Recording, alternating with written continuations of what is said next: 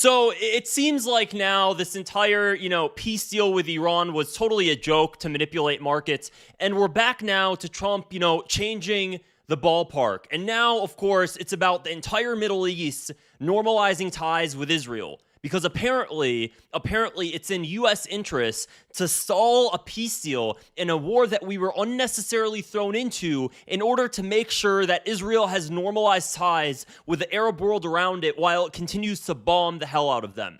That's in United States interests. So take a listen to this and let's talk about it.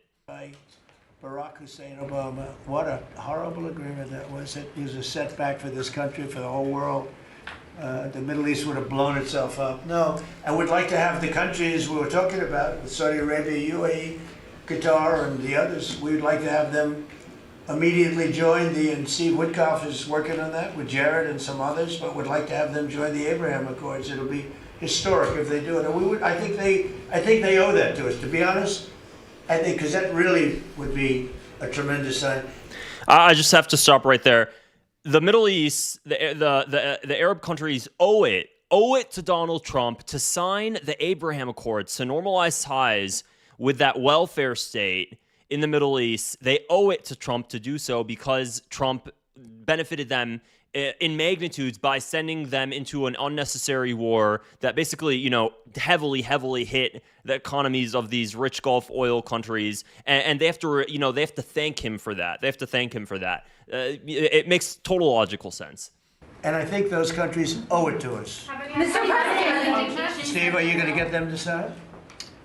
We're definitely pushing it, Mr. President. I'm not sure we should make the deal if they don't sign. You want to know the truth? If they don't sign to join the Abraham Accords, I don't know that we have countries in there already. UAE, great countries, bold countries, and it's turned out to be so good, so effective, and so we're requesting strongly that they join. It'll be great. It'll be great for Saudi Arabia. It'll be great for Qatar and Kuwait, the whole group. So, this is what's so interesting. This is, first off, I understand Trump the way he acts. I understand that he'll kind of overthrow the what he's actually trying to get in order to kind of land somewhere below that. I understand how it works. He's done this. So, he's been in office for a while. We've seen him in the first presidency. I understand that a lot of the things he says is just coming out of his, rear end. I get that. But here's the thing. What happened, because, there used to be a time, even after John F. Kennedy was assassinated, there was a time where a president would at least fake it or seldomly try to actually pressure Israel, even to a slight degree. Jimmy Carter, he was a one-term president, very much so because of, him trying to make a peace deal, him making a peace deal with Israel and Egypt, and, getting Israel to give back the land that it took. He was able to do that because there is pressure. And then, of course, it costed him. It really did cost him that. That's one of the reasons for his one-term presidency. But the thing is, there was pressure. Even George H.W. Bush put pressure on Israel when it came to Israel to stop building the settlements in the occupied West Bank on a $3 billion aid package. So, and of course he also was a one-term president. Notice how every single time there's a president that does put immense pressure on Israel, or even just slight pressure on Israel, immediately they become a one-term president. Regardless, though, there's some pressure, but now it just looks like Israel and the United States are totally one, to where his entire focus is let's threaten the entire Middle East, or let's put pressure on them, and we'll let Israel do whatever the hell they want. And we're not even going to consider, maybe instead we actually divert it and we put Americans' interests first, and we treat the Israelis like we do the Arab countries, and we just treat them equally. And we tell Israel, hey, you do this, you guys do that, and we just put everybody on equal footing. Since is that not what we're supposed to do as the United States? I thought the United States is supposed to be a negotiating superpower. Imagine a world where the United States put its interests first. Can you just imagine that for 1 second? Genuinely, just imagine that right now. Close our eyes. Just, okay, cool, I imagined it. What that would look like is the United States being like, we're going to cut off all weapons to you right now. We're done. Not even threaten it. Just do it. Just do it. Cut it off right now. Let them run dry. Let them run dry. Immediately, our ambassador to the UN, not one single veto Israel's ever going to have moving forward. Nothing at all. Immediately put forward legislation as the president recognized Palestine. I'm telling you guys this. Let's try to set aside the fact that the fact that I'm ethnically Palestinian. Recognize Palestine, piss Israel off, end vetoes at the UN, not give them a single damn penny of aid. What's Israel going to do then? What is Israel going to do then? What's Israel going to do? Oh, keep building settlements and just have the settlers go violent? Okay, sanctions. Then what? They can't do anything. Netanyahu said in 2019 that if Israel was sanctioned, it would not be able to withstand the sanctions imposed against it. It would have to pull out of the West Bank. So then once Israel's reeled in like that, Palestine is established, Palestinians have freedom, then if you really want to normalize ties, and this is imagining a two-state solution actually working, then you normalize ties because guess what? Israel has no leverage anymore. So it has to normalize because it doesn't have a superpower backing anymore. And then what happens? And then if it really came down to a two-state solution, which you guys know my stance on it, but if it really came down to that, and that was where the United States president actually put his foot down and said, this is what's going to damn happen, and Israel normalized, no more wars, that's it. If that were to actually happen, then you could actually consider maybe Iran, and Iran's even made statements that if Palestinians have freedom, they would actually consider just accepting Israel. I think when was that statement made? A few years back. There would actually be peace. But instead, we have a president that doesn't put America's interests first, that doesn't actually want to stabilize the region, that doesn't want to actually uproot this radical Messianic settler movement that focuses on a greater Israel, that doesn't want to uproot Messianic psychopaths, including within his own administration like Mike Huckabee.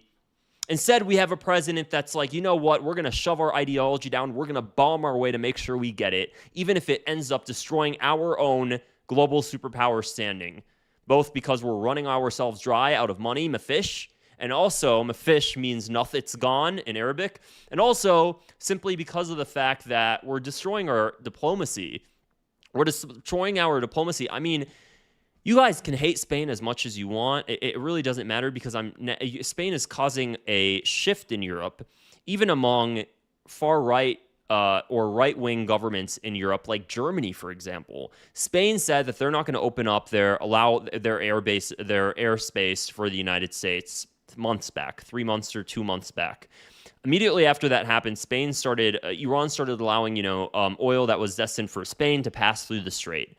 And Germany's AfD party, the one that Elon Musk backs, started saying we should do the same thing and kick U.S. forces out of our country. We shouldn't have any U.S. forces in Germany. So, and there have been similar things like this continuing. So what's happening is that the United States is simply losing our diplomacy. They're starting to lean elsewhere towards a different global superpower. Spain is leaning towards China.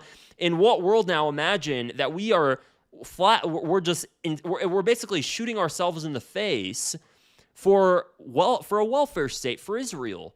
For what purpose? We don't need to lose this diplomatic leverage we had on so many of these other countries. We didn't need to lose this.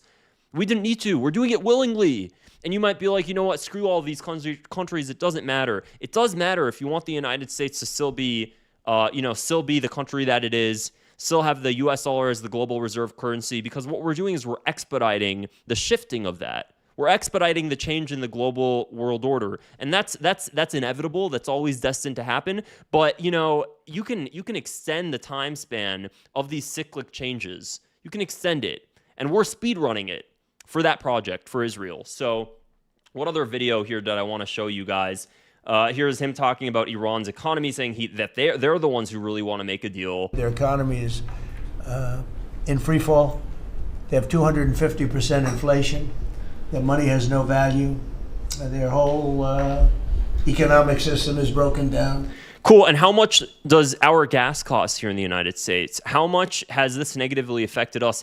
You know, they show you videos, the White House account on X, they'll be posting videos showing all of these bombs coming down on Iran. What they should be doing is just having like a little $ icon pop up with the cost of every single one of these warheads that gets dropped. Here's this much money of your tax dollars. Here's that much money of your tax dollars. That's what they should be doing. Just little, warhead icons, or sorry, just $ icons with a dollar amount of how much we're just blowing for the most unnecessary thing. And this is the thing that I genuinely have such a hard time understanding, is people bragging about the United States military might for something that's unnecessary.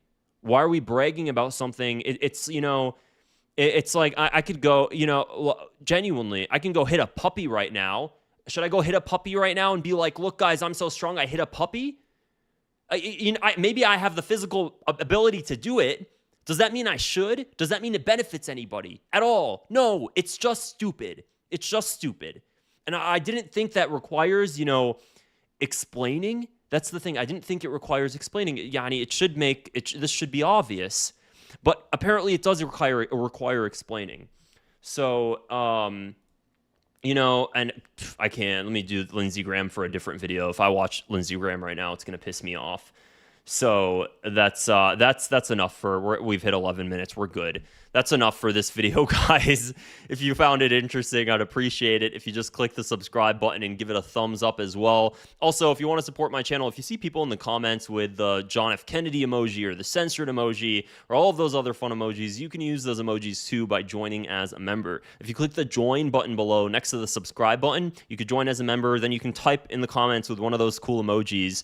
And then you can also watch some member-only videos that you only get to watch if you're one of those members too. So hope you guys found this video interesting. Definitely check that out, and I will talk to you guys again soon.